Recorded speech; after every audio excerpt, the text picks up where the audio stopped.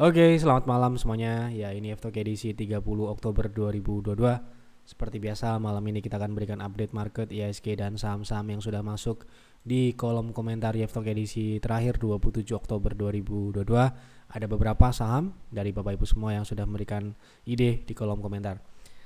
Baik, kita langsung mulai saja agar durasi tidak terlalu panjang. Kita awali dengan IHSG. Ya, IHSG kita masih sama dengan apa yang kami sampaikan Stockholm saat video ini tayang. Seharusnya Bapak Ibu sudah tahu bagaimana perkiraan IHSG versi YEF di website kami yefadvisor.com. Ya, Anda bisa lihat Stockholm minggu ini edisi 30 Oktober 2022 bahwa di sini judulnya adalah IHSG masih berpotensi lanjutkan pullback-nya. Dan meskipun di perdagangan terakhir IHSG koreksi ya di hari Jumat mengalami koreksi 0,5 sekian persen. Namun koreksi ini masih berada di area konsolidasi yang belum merubah arah pullback-nya, yang artinya pullback ini sebenarnya masih ada potensi untuk berlanjut di minggu terakhir bulan Oktober dan awal November gitu ya. Nah, jadi potensi IHSG ini masih ya pergerakannya masih cenderung mix dengan target pullback di 7.120 sampai dengan 7.140. Kita langsung masuk ke pembahasan saham ya. Oke, yang pertama adalah pencerahan TA untuk Bank Victoria bisa masuk di berapa? Oke, untuk trading berarti ya ini ya. Karena tidak ada penjelasan spesifik. Ya, untuk saat ini BVIC kita lihat sedang terkonsolidasi ya. Ini support saat ini di 120 dan resist terdekatnya ada di 156. Yang mana harga saat ini relatif berada di middle area. Middle area di sini adalah di kisaran 139 sampai dengan 130. Nah, potensi naik dari level saat ini ke resist konsolidasinya sekitar 11 sampai dengan 18% dengan downside sekitar 7%. Artinya kalau kita masuk sekarang apakah oke? Ya, ini bisa dikatakan meskipun konsolidasi ada ruang untuk naik, namun risknya juga lumayan ya. Tapi bisa aja untuk trade di harga saat ini, di harga penutupan terakhir, misalkan masuk dengan target di 148 sampai dengan 156, ini bisa menjadikan target swing dengan proteksi. Kita tidak ambil di support tapi diambil di level terendahnya yaitu di 126 terakhir. Ya, di situ bisa dijadikan level proteksi. Kalau itu ditembus berarti potensi untuk BVIC adalah kembali turun ke 122. Artinya kita bisa proteksi itu di 4%-an. Ya, seperti itu strateginya kira-kira. Lanjut, mohon saran analisa saham BMTR untuk invest jangka menengah 1 tahunan. 1 tahun itu ya berarti ya kategori jangka menengah panjang ya.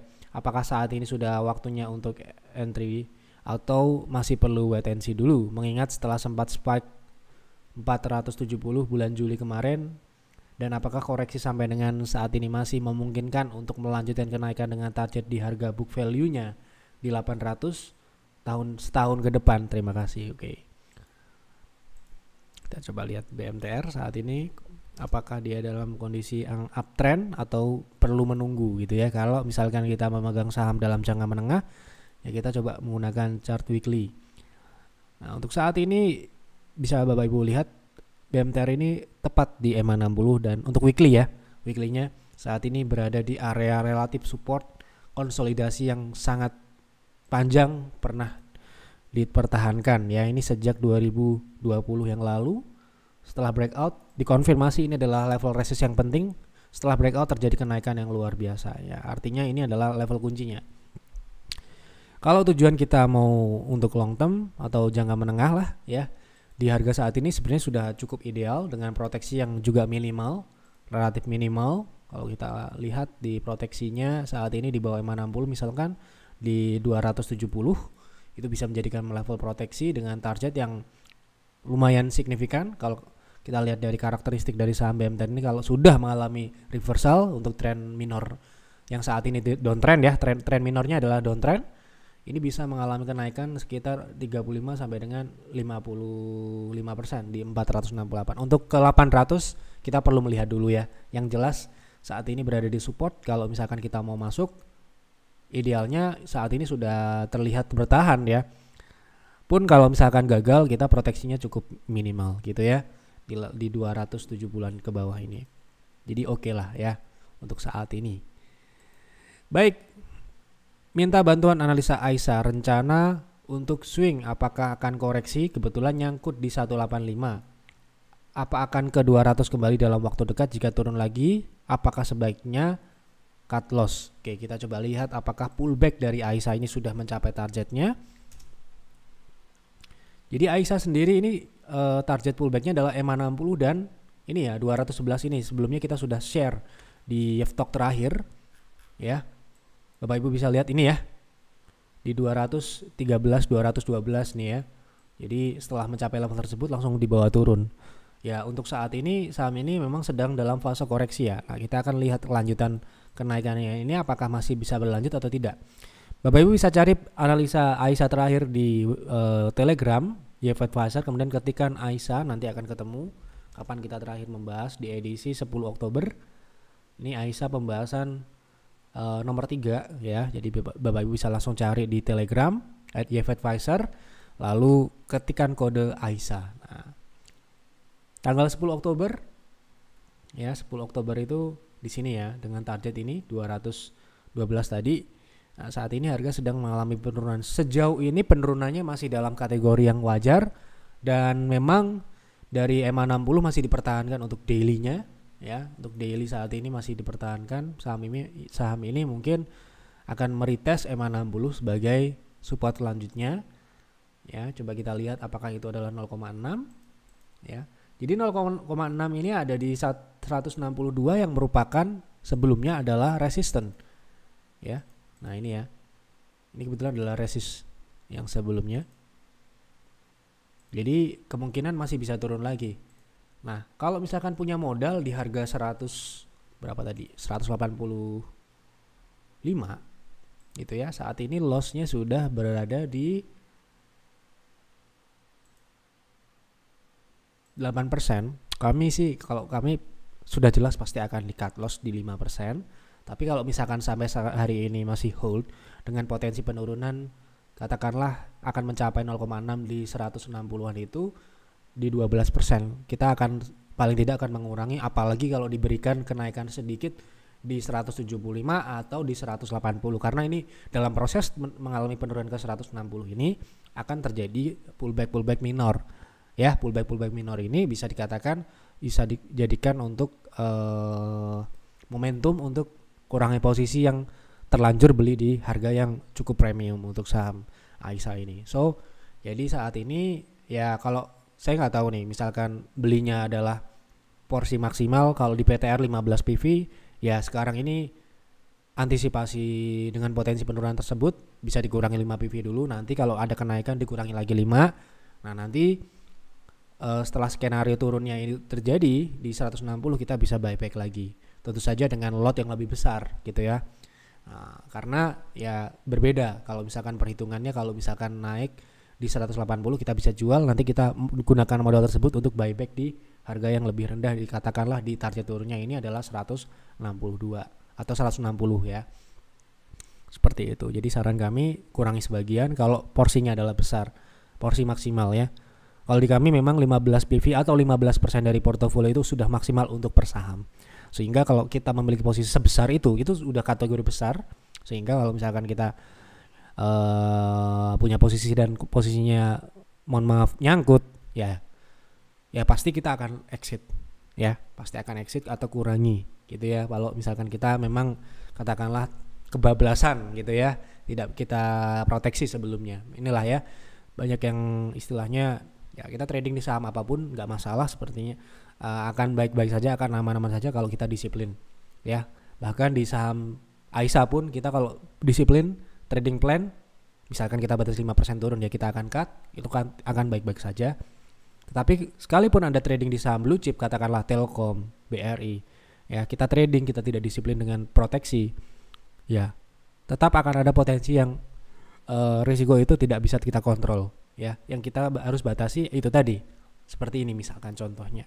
Nah itu ya, dalam kita membeli kita harus tahu porsinya berapa. Ketika kita salah ya, karena salah itu sangat mungkin di market, karena market dinamis yang kita prediksi naik bisa saja tiba-tiba turun karena satu hal yang sifatnya ekstrim. Nah, maka dari itu ada yang namanya plan untuk proteksi. Nah, proteksi itu bukan sebuah kesalahan, justru itu bagian dari strategi ya. Bagian dari strategi untuk membatasi kerugian. Kalau tidak dibatasi kerugian, ya itu tidak akan terbatas ya. Tidak ada jaminan itu akan kembali lagi ke modal kita atau di atas harga kita beli. Maka dari itu kita tidak boleh berharap ketika sudah terstop loss, sudah mencapai stop loss ya harus komitmen dan konsisten dengan trading plan seperti itu. Ini mungkin untuk semua, bukan masalah AI saja ya, tapi di saham-saham yang lain. Even di PTR pun kita berikan contoh ya, bagaimana kita juga melakukan stop loss, proteksi itu hal yang ya biasa itu dalam trading gitu, agar tidak terjadi yang namanya nyangkut. Nah, yang dikhawatirkan adalah ketika plan awal trading kemudian salah, sahamnya turun menjadi investing, itu yang nggak boleh ya, sebenarnya nggak boleh. Kenapa ya? Itu berbeda. Ketika invest yang dilihat apa, yang trading yang dilihat apa. Nah, itu yang berbeda ya. Itu semoga menjadi pencerahan untuk semuanya saja ya. Oke. Pak, bisa minta tolong bahas analisa ENA dan WIRG nyangkut dalam semua. Nah, ini kebetulan ada juga case nyangkut. Nah, ini nyangkutnya di harga berapa tidak diinfokan ya. Kita bahas satu saja ya, karena per orang hanya boleh memberikan ide satu saham. Mohon maaf. Oke, ENA ya. Nyangkutnya di berapa? Terus terang ini nggak tahu ya. Kita lihat dari sisi teknikalnya saja karena tidak diinfokan harga belinya berapa. Untuk posisi saat ini enak bisa dikatakan di level supportnya yang sudah tervalidasi di beberapa kesempatan bahwa ini masih dalam tren naik dan sedang berites EMA 60 seperti biasanya. EMA 60 ini adalah level kuncinya, kalau ditembus itu akan berpotensi untuk turun lebih jauh, dan secara historis juga ini adalah level yang penting juga, yang mana ini pernah menjadi area resist yang cukup kuat dan juga sebagai support yang cukup kuat. Jadi ini area yang penting ya kalau untuk ENA ini. Kalau dia tembus di bawah 1800 ke bawah, itu adalah kemungkinan besar adalah pertanda tren berbalik. Tren berbalik ini juga sudah ditandai dengan adanya dead cross MACD. Meskipun di sini dead cross MACD seringkali terjadi. Namun ini juga sebagai sebuah indikasi awal. Indikasi awal di sini kita harus bersiap-siap ya. Kita bisa mengambil di harga saat ini ya dengan proteksi yang ya ketat, tentu saja di 18.800 ke bawah. Kalau tembus 1.800 ke bawah berarti enak, berarti potensi ke 1.560 ini ya gitu. Nah, seperti itu. Sayangnya tidak diberikan harganya berapa, jadi kita nggak bisa tentukan berapa level sell on strength-nya ya gitu. Tolong review APLN, masih bisa lanjut naik sampai target berapa? Oke, terima kasih, sehat selalu dan sukses. Semoga semua Bapak Hidayat dan semua penonton Yeftalk sehat-sehat, sukses semua ya. Oke, APLN. Sekarang ini APLN kita katakan membentuk rounding ya. Kalau kita lihat ini roundingnya ini sedang berjalan. Terakhir dia mentok di 0,38 yang merupakan memang resist di sebelum-sebelumnya. So, ini adalah pengujian ketiga kalinya. Saya lihat potensi pengujian ini akan memungkinkan secara probabilitas di atas 50% seharusnya, karena di terakhir dia berhasil breakout ya. Sehingga kalau ini kemungkinan besar dengan volume yang cukup signifikan dalam perdagangan beberapa kali terakhir ini, beberapa bulan terakhir ini merupakan indikasi yang cukup positif untuk Agung Podomoro breakout dari 150 ke atas dengan target kenaikan. Artinya kalau dia breakout, berapakah target kenaikannya? 168 sampai dengan 182. Asumsi kita di situ dengan catatan tidak mengalami penurunan di bawah 130 ke bawah ya. Seperti itu. Tolong bahas Inco, apakah mulai downtrend karena LK jelek? Oke, ini yang kita akan lihat dan jadikan cover atau thumbnail di video ini, Inco ya. Nah, kita karena ini menyinggung laporan keuangan, kita akan melihat view-nya ini adalah view investing atau kita melihat ini sebagai sebuah analisa investasi. Karena LK ya, yang sekali lagi yang pertanyaan adalah laporan keuangan jelek. Kita coba cross check di kuartal terakhir ya. Di kuartal ketiga ini revenue tumbuh 18%. Namun untuk secara operasional Inco mengalami penurunan 44% ya, dari 1,1 triliun ya menjadi 639 miliar. Jadi turun 44%. Kemudian untuk bottom line-nya juga mengalami cukup signifikan 70%, ya, dari 922 bio menjadi 267 bio. Ya, ini berarti penurunan yang cukup signifikan. Namun yang menjadi catatan adalah penurunan ini, ya, sebelumnya, ya, sebelum penurunan yang terjadi di kuartal 1 dan kuartal 2, dua pos yang turun yaitu laba operasional dan laba bersih itu pertumbuhannya juga signifikan, sehingga kami estimasikan di tahunan nanti di 2022 secara full year kemungkinan besar Inco tetap akan tumbuh, ya, itu secara laporan keuangan. Dan ini kita lihat dari view jangka panjang, ya, karena tren pertumbuhan Inco ini sudah terjadi sejak 2019, 2020, 2021 akselerasi, ya, terjadi akselerasi di 2021 yang mana secara operasional Inco tumbuh 93% dan sampai dengan laba bersihnya juga tumbuh 96%. Ya, ini akselerasi yang cukup signifikan sejak 2019, ya, gitu. Dan sekarang ini di kuartal ketiga terjadi koreksi kinerjanya. Nah, dan kemungkinan besar, ya, secara revenue Inco sampai dengan akhir tahun nanti 2022 full year itu akan di angka 3,06 triliun untuk laba bersih dan laba operasionalnya 4,2 triliun, ya. Jadi kita akan lihat teknikalnya. Teknikalnya tentu saja kita akan menggunakan weekly atau monthly, ya. Di sini Inco jelas masih uptrend. Jelas masih uptrend dong, ya. Masih uptrend.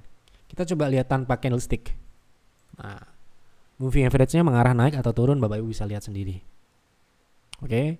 Ini sejak 2021, ya. Jadi 2021 ini mulai mengalami kenaikan, ya. Gitu. Sementara ini, ya, kita katakan Inco masih uptrend dalam jangka menengah panjang, karena ini view jangka panjang, ya, karena pertanyaan adalah laporan keuangan. Nah, seperti ini. Ini adalah roundingnya Inco, ya. Gitu. Rounding Inco ini dengan target di 9 ribuan sampai dengan 11.800-an. Ya, tentu saja ini saham agresif. Tentu saja ada proses kesananya, ya. Seperti itu, ada proses naik dan turunnya, dinamika market, ya. Gitu. Ya, semoga ada penurunan lagi jangka pendek, downtrend jangka pendek mungkin yang dimaksud. Kalau kita bicara downtrend jangka pendek saat ini mulai terjadi setelah dia turun di bawah tepat di EMA 60, ya, memang, tapi ini kecenderungan menyempitnya ini kembali ke bawah, ya. Yang mana kita harus siapkan level supportnya di 6175 sampai dengan 5.850 yang possible dalam jangka pendek, ya, untuk dicapai. Oke, seperti itu. Jadi pertanyaan adalah apakah mulai downtrend? Mungkin jangka pendek bisa jadi downtrend, tetapi untuk jangka menengah, jangka panjang masih uptrend.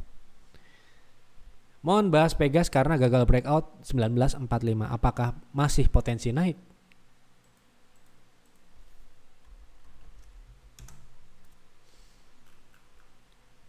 Oke, jadi Pegas ini masih dalam tren naik, jadi ya naik dan turunnya itu hal yang wajar. Memang ada rejection dan sebagainya. Beberapa kali terjadi rejection seperti ini misalkan, ya. Tapi yang ditanyakan ini apakah uptrendnya atau bagaimananya. Kalau masih bisa naik, tentu saja saham itu pasti masih bisa naik. Tapi naik ke berapa itu loh pertanyaan harusnya. Jadi misalkan apakah bisa naik ke 2000, apakah masih bisa naik ke sana dalam jangka pendek dan seperti itu. Kalau pertanyaannya masih bisa naik atau masih bisa turun, tentu saja selama saham tersebut masih diperdagangkan, tentu saja ya bisa naik dan bisa turun. Semua orang bisa jawab seperti itu. Tapi ini kita akan luruskan, trennya ini masih bisa naik meskipun Anda melihat terjadi rejection kayak mau apa kayak, selama tren naik ini masih dipertahankan, masih Pegas di atas EMA 60, ya masih naik. Memang harus bersabar. Lihat ya, saham ini cukup ya bisa dikatakan kenaikannya itu sangat-sangat perlahan. Karena nggak murah ini saham ini untuk naik, ya. Costnya mahal. Apalagi kalau marketnya seperti sekarang, ya, dalam posisi yang saat ini masih dalam koreksi yang naik susah, turun juga agak susah, ya, ditahan-tahan turunnya juga, ya. Sehingga ya ini sekalipun terjadi penurunan ke 1850 ataupun ke 1805 di 1800, Pegas masih mengarah ke atas karena uptrend lainnya ini masih dipertahankan. Seperti itu. MACD juga masih seperti ini. Ya toh? gitu. Kalau view kita jangka pendek ya mungkin bisa aja dia turun dulu ke 18.55 atau di 18.800. Oke, itu sudah kita jawab. Semoga saya memohon agar Bapak diberikan kesehatan selalu. Terima kasih untuk semua yang sudah mendoakan, sama-sama semua penonton Devtalk semua sehat-sehat semua, sukses semua. Terima kasih Bapak Ibu yang sudah mendoakan. Semoga doa terbaik untuk semuanya ya. Oke, oh ya, agar tidak lupa malam ini ya. Kemarin Piers di hari Kamis Jumat ya. Kemarin ada yang tanya peer-nya kapan? Nah, ini ya, hari ini sampai dengan besok Senin, sampai besok malam ya. Ini ada bundling PTR dan peer untuk 3 bulan ya. PTR 3 bulan, peer 3 bulan ya. Sekian. Silahkan hubungi admin baik itu di Telegram ataupun WA, silahkan hubungi. Kalau Anda berminat, sebelum join pastikan Anda sudah tahu apa itu PTR, apa itu peer, dan apa saja yang Anda akan dapatkan apabila bergabung ya. Anda bisa juga cek kinerjanya, bagaimana PTR, bagaimana peer ya di layanan kami. Ya, PTR seperti apa, peer seperti apa ya. Jadi Bapak Ibu pastikan Anda pelajari terlebih dahulu, kenali terlebih dahulu bagaimana layanannya dan sebagainya. Kalau kurang jelas dari website kami ini bisa langsung tanyakan ke admin ya. Mungkin itu dulu yang dapat kami sampaikan di Devtalk malam ini. Semoga berguna, semoga bermanfaat untuk Bapak Ibu semua. Mohon maaf apabila ada kekurangan atau kesalahan dalam penyampaian Devtalk malam ini. Jangan lupa untuk dianalisa lagi, buat trading plan, buat investing plan, analisa lagi, dan jalankan itu dengan konsisten dan disiplin. Itu saja, selamat malam dan selamat beristirahat.